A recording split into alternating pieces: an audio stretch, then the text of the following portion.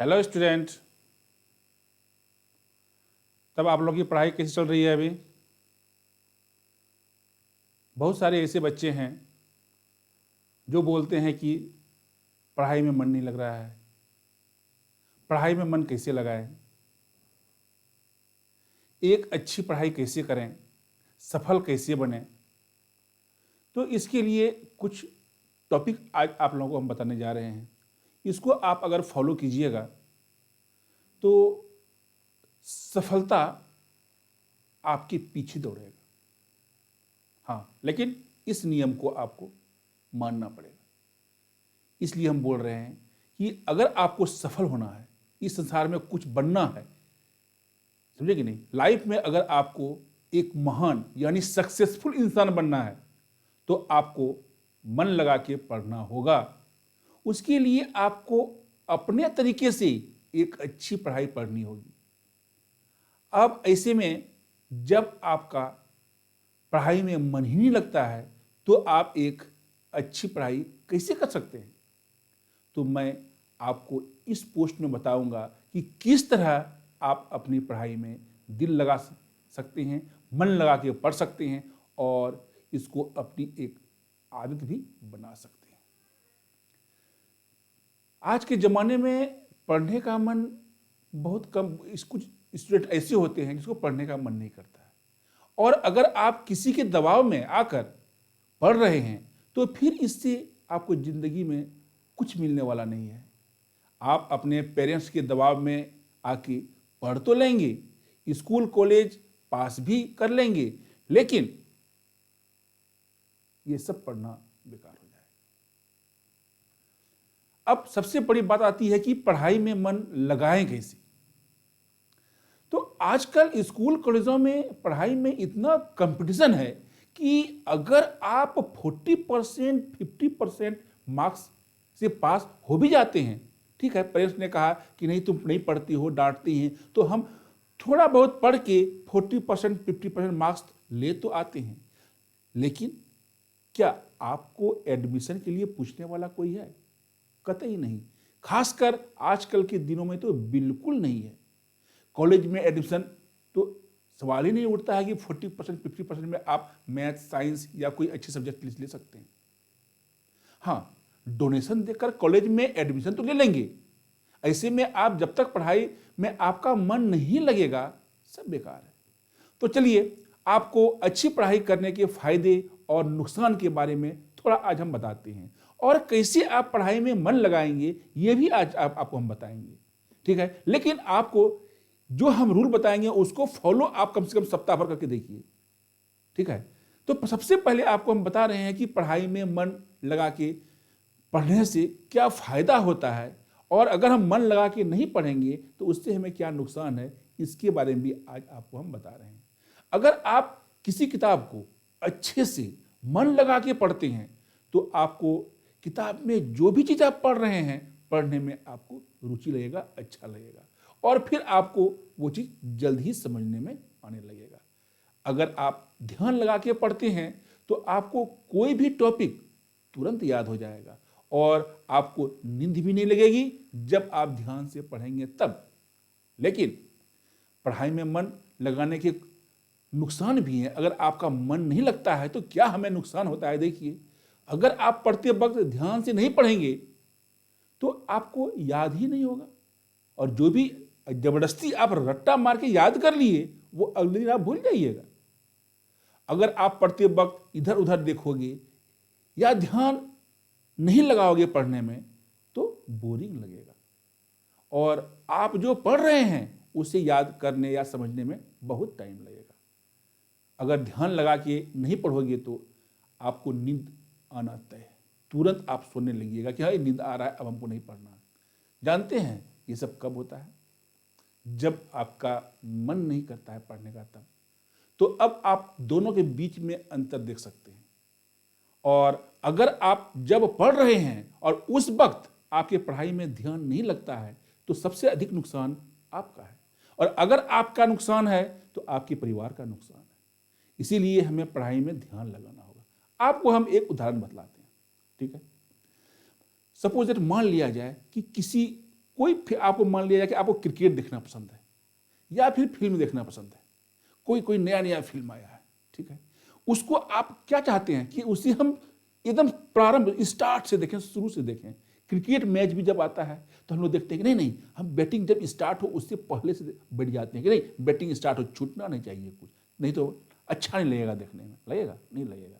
और बड़ी ध्यान से उस फिल्म को देखते हैं या फिर बहुत ध्यान से उस क्रिकेट मैच को आप देखते हैं। और जब पूरा देख लेते हैं तो कोई अगर फ्रेंड आपसे पूछता है कि इस बॉल में क्या हुआ, उस बॉल में क्या हुआ, या इस ओवर में क्या हुआ, उसने कितने छक्के मारे, तो तुरंत आप अपने फ्रेंड्स को सब कुछ एक्सप्लेन करके बतला देते हैं। या फिर फिल्म में क्या घटना घटित हुआ, पूरे कहानी को आप शुरू से अंत तक अपने फ्रेंड को बता देते हैं। ऐसा कैसे हो गया? आपने क्या उसे याद किया? बिल्कुल नहीं। आपने मन लगा के उसे देखा, आपको देखने की इच्छा हुई। तो उसी तरह पढ़ाई भी आपको जो करनी है शुरू से करनी है। मतलब मान लिया जाए कि आप 10th के स्टूडेंट हैं, 12th के स्टूडेंट हैं, 8 के स्टूडेंट हैं, 7 के स्टूडेंट हैं, सब्जेक्ट वाइज उठाइए और स्टार्ट से पहला लेसन से एकदम टॉपिक बाय टॉपिक पढ़ना शुरू कीजिए। और आपको मन में बना लेना है कि नहीं, हमें इस संसार में कुछ करके दिखाना है। आपकी पहचान कब होती है? तब जब आप इस संसार में आप कुछ बन के दिखाते हैं, तो आपको तो खुशी होती ही है, आपके पूरे परिवार को तो खुशी का ठिकाना नहीं रहता है। नहीं, तो सबसे पहले बात होती है आपकी इसमें कि हमको कैसे हम मन लगा के पढ़ें। पढ़ाई में मन लगाने के तरीके कुछ हैं, समझे कि नहीं?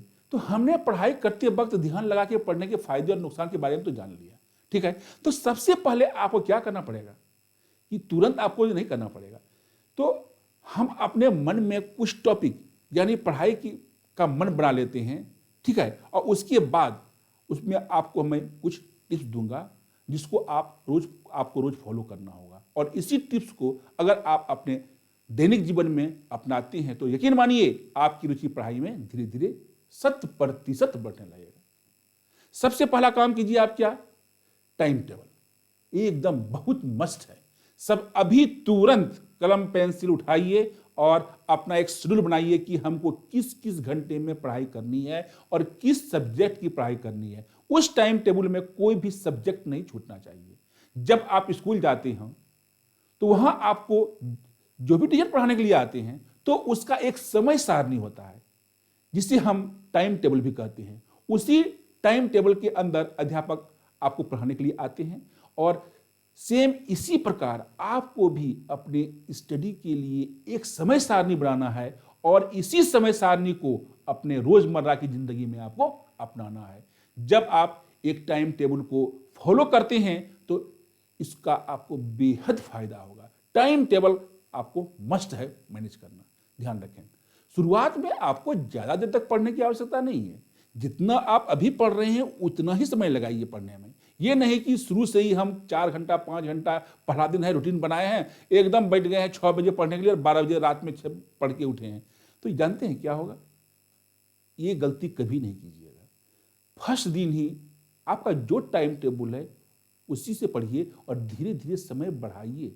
फर्स्ट दिन में ही आप 5-6 घंटा लगातार पढ़ लीजिएगा तो आज तो पढ़ लीजिएगा, कल बोलिएगा तो ये पढ़ता है ऐसे, ये तो बहुत परेशानी हो जाती है, उसको आप नेगलेक्ट कर दीजिएगा, फिर जहां थे आप वहीं पहुंच जाइएगा।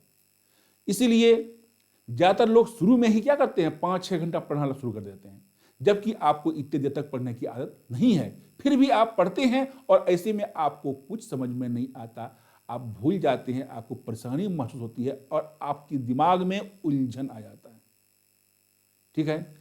तो टाइम टेबल बना के पढ़ने से क्या होता है, जब आप टाइम टेबल बना के पढ़ेंगे तो आपको पता होगा कि हमें कब क्या पढ़ना है, कौन विषय पढ़ना है, और उस टाइम टेबल को मैनेज करने के लिए सीखिए, ठीक है। उसके बाद एक आता है ग्रुप स्टडी। अगर संभव हो तो आप ग्रुप स्टडी कर सकते हैं। अब अगर आपको पढ़ाई करने का बिल्कुल भी मन नहीं करता है तो आप ग्रुप स्टडी यानी कि अपने दोस्तों क्लासमेट के साथ जिससे आपको की बहुत दोस्ती है, हाँ, बैठ के पढ़ने की कोशिश करें। और ऐसा करने से जब आप पढ़ेंगे और पढ़ने के लिए बैठिएगा तो आपको बोर नहीं महसूस होगा। अपने क्लासमेट दोस्त होंगे, उसके बीच बीच में आप हंसी मजाक भी कीजिएगा और फिर सीरियसली पढ़ाई भी कीजिएगा। हाँ, ये नहीं कि खाली हंसी मजाक कर रहे हैं, पढ़ाई नहीं कर रहे हैं, ऐसा नहीं होना चाहिए। तो ग्रुप स्टडी आप करते हैं तो पढ़ते वक्त कभी आप बोर नहीं होइएगा और तुरंत समझ जाइएगा। और अगर कोई प्रॉब्लम होता है आपको तो उसको शेयर कीजिए अपने दोस्त से या फिर उससे डिस्कस करिए। और जब भी पढ़ाई कीजिए हमेशा नोट्स बनाकर पढ़ाई कीजिए। जब भी आप पढ़ने बैठते हैं याद रखें जो भी आपने पढ़ा है उसे उसका आप नोट्स बना लीजिए। नोट्स बनाने से आपको जल्दी समझ में आ जाएगा और यही स्टडी नोट्स आपको एग्जाम में बहुत मदद करेगा। और अगर आप बाद में कुछ भूल भी जाते हैं तो उस नोट्स को देख के तुरंत आसानी से उसका रिवीजन आप कर सकते हैं और ये आपको पढ़ाई में मन लगाने के लिए बहुत ही मददगार है, बहुत ही मदद करेगा।